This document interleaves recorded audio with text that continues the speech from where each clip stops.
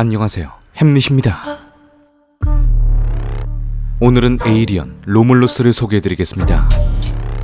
과연 에일리언 로물루스는 어떤 내용을 담고 있을까요? 에이리언 로물루스 지금 시작합니다.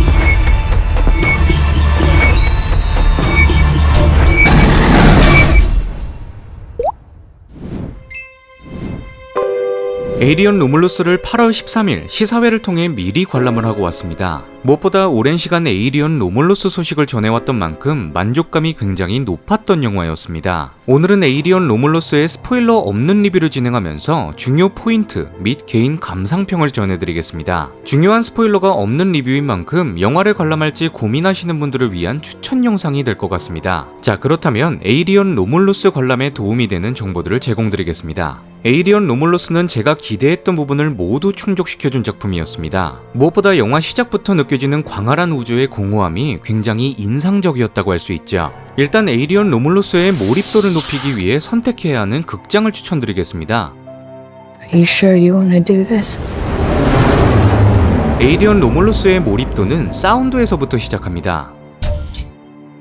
영화 시작부터 우주의 공허함 속에서 출발하게 되는데 본격적인 외계 생명체와의 조우 앞에서도 극박한 긴장감을 고요하고 깊이 있는 무음의 사운드로 디자인합니다. 이게 무슨 말이냐면 영화가 시작되면 주변 관객들이 팝콘을 먹는 소리가 일시적으로 중단되면서 광활한 우주의 공허함을 느낄 수 있다는 것이죠. 영화 오프닝 장면에는 아예 우주의 공허함 속 소리가 들리지 않으면서 강제적으로 팝콘을 녹여 먹어야 하는 상황이 온다는 것입니다. 시사회 극장 안에는 수많은 관객들이 자리하고 있었는데 긴장감이 넘치는 장면 속에서 관객들의 숨소리조차 들리지 않을 정도로 극한의 몰입감을 선사하였죠. 무엇보다 우주정거장 내부에서 영화 속 주인공들이 행동하는 모든 것들이 공포감을 자극시키는 특정 사운드에서 나오기 때문에 소리의 공간 감각을 높여주는 돌비 시네마관을 추천드립니다. 게다가 극 초반부를 제외하면 거의 대부분의 영화 속 공간들이 굉장히 어두운 폐쇄된 우주정거장에서 진행되기 때문에 선명도가 높은 특별 상영관에서 보시는 것을 권장드립니다.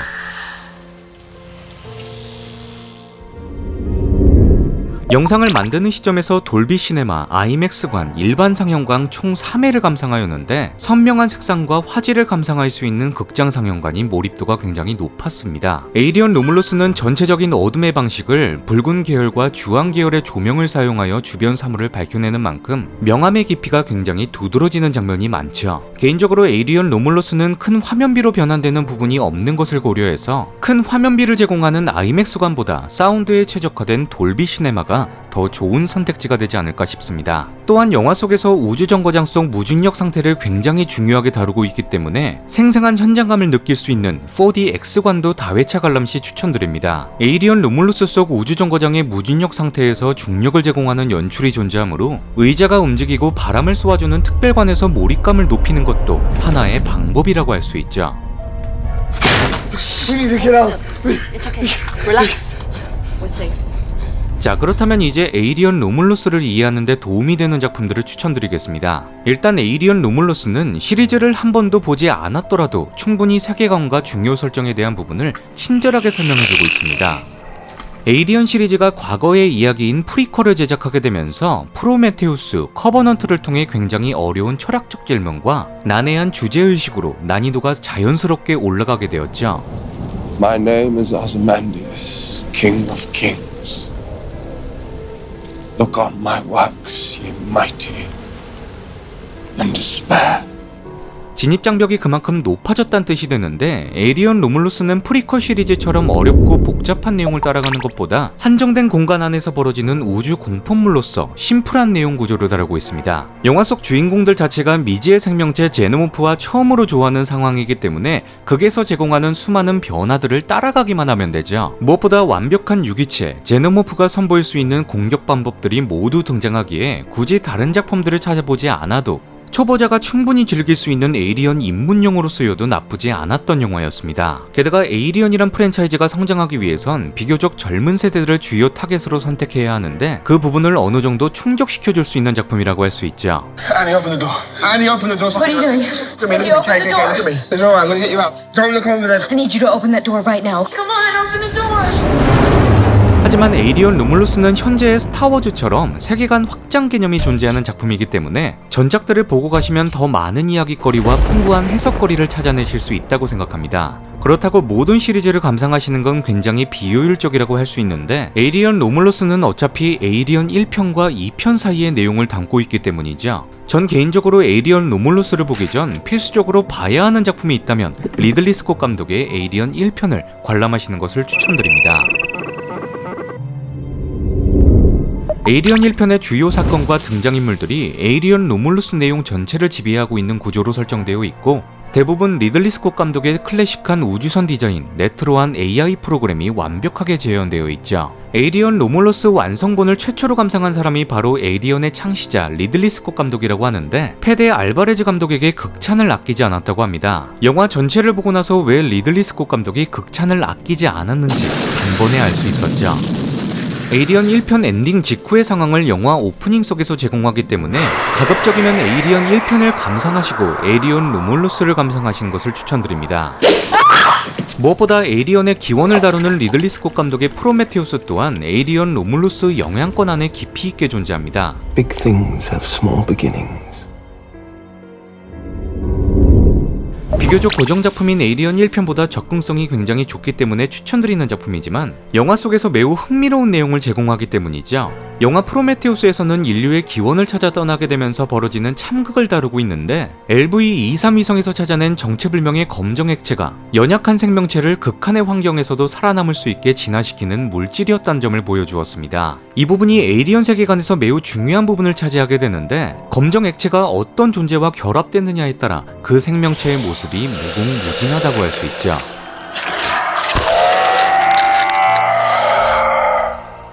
아직까지 명확하게 풀리지 않은 검정 액체에 대한 비밀이 에이리언 로뮬루스 속 중요 포인트로 작용한다고 할 수 있습니다. 다음으로 추천드리는 작품은 아바타와 터미네이터를 연출한 제임스 카메론 감독의 에이리언 2편입니다. 에이리언 2편이 중요한 점이 있다면 에이리언 로뮬루스 속 중요한 액션 장면과 식민지 개척에 대한 유사성이 담겨져 있기 때문이죠. 무엇보다 에이리언 1편이 매니악한 공포물이었다면 2편은 해병대가 가진 펄스 라이플이란 무기를 통해 액션을 추가하게 되면서 일반 대중들의 시선을 사로잡았던 영화였습니다. 그만큼 에이리언 로뮬루스 속에서도 펄스 라이플이란 무기를 적극적으로 활용하면서 앞으로 에이리언 프랜차이즈가 나아가야 할 방향성을 제시하게 되죠. Aim it towards Andy. Pull the trigger halfway. Don't worry, the safety zone. 에이리언 로뮬루스 속 등장하는 주요 배경은 잭슨의 별이라고 불리는 웨이랜드 유타니의 식민 산업단지였습니다. 에이리언 로뮬루스 속 등장한 식민지가 잭슨의 별이라는 이름을 가졌던 것처럼 에이리언 2편 속 헤들리의 희망이라고 부르는 식민도시가 존재했었습니다.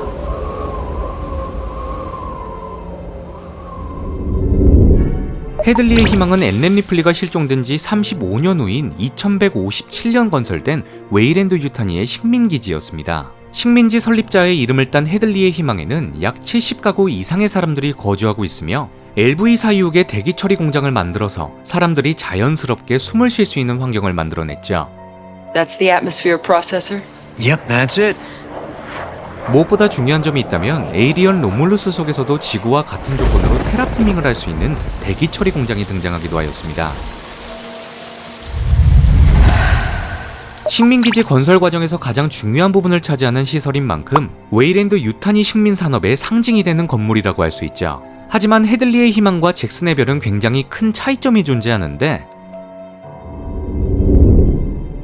에이리언 2편 속 등장한 헤들리의 희망은 웨이랜드 유타니의 전폭적인 지원을 받는 자회사 직원들이 있는 곳이라면, 잭슨의 별은 주기적으로 심각한 전염병이 도는 상황에서도 노동 착취가 일어나고 있는 식민 일꾼들이 사는 곳이었습니다. 에이리언 로몰루스 속에서는 이러한 척박한 환경 속에 살아가는 인물들의 감정 상태를 극초반부를 활용해 심도 있게 그리게 되면서 등장인물 간 심리 갈등의 개연성을 부여하게 되죠. 개인의 취향에 따라 극초반부가 지루하다고 느껴지시는 분들도 있으시겠지만, 에이리언 로몰루스 속 주인공들 간의 관계도가 명확해지는 효과가 있기 때문에 꼭 필요한 작업이었다고 할 수 있습니다. Wait. Do you see it? 에이리언 로몰루스 속 가장 인상 깊었던 캐릭터가 있다면 안드로이드 합성 인조인간 앤디였습니다. 앤디는 시스템적으로 결함이 있는 인조인간으로 등장하지만 여주인공 레인을 끝까지 보호해야 하는 임무를 맡은 캐릭터입니다. 그러함에도 불구하고 프로그램에 결함이 있는 앤디이기 때문에 오히려 여주인공 레인이 앤디를 인간 남동생처럼 지켜주고 있는 상황인 것이죠.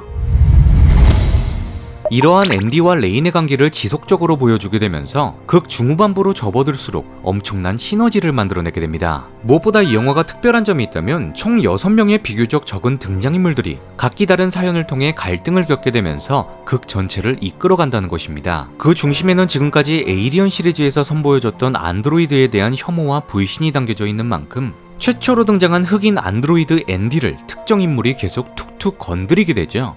이게 어떤 느낌이었냐면 영화 프로메테우스에서 등장한 안드로이드 합성 인조인간 데이비 8세대를 은근하게 무시했던 할로웨이 박사를 보는 느낌이었습니다. 이러한 안드로이드에 대한 인간들의 불신은 에이리언을 다룬 작품들에서 무조건 묘사되는 단골 소재이지만, 에이리언 로몰루스는 안드로이드 묘사에 대해서 굉장히 영리한 방식으로 풀어나가게 되죠. 이 부분을 더 말씀드리면 스포일러가 될 수 있기 때문에 스포일러 리뷰를 통해 자세히 풀어나가 보도록 하겠습니다. 자, 지금까지 에이리언 로몰루스에 대한 제 개인적인 감상평과 아직 영화를 보시지 않으신 분들을 위해 정보들을 공유드렸습니다. 다음 영상에서는 입이 근질근질했던 스포일러 리뷰를 통해 에이리언 로몰루스 속 숨겨진 의미들과 다음 에이리언 작품에 대한 개인적인 의견을 말씀드리겠습니다. 영상이 마음에 드셨던 분들은 구독과 좋아요를 눌러주시면 영상을 만드는데 큰 도움이 됩니다. 에이리언 로몰루스 이상 햄릿이었습니다.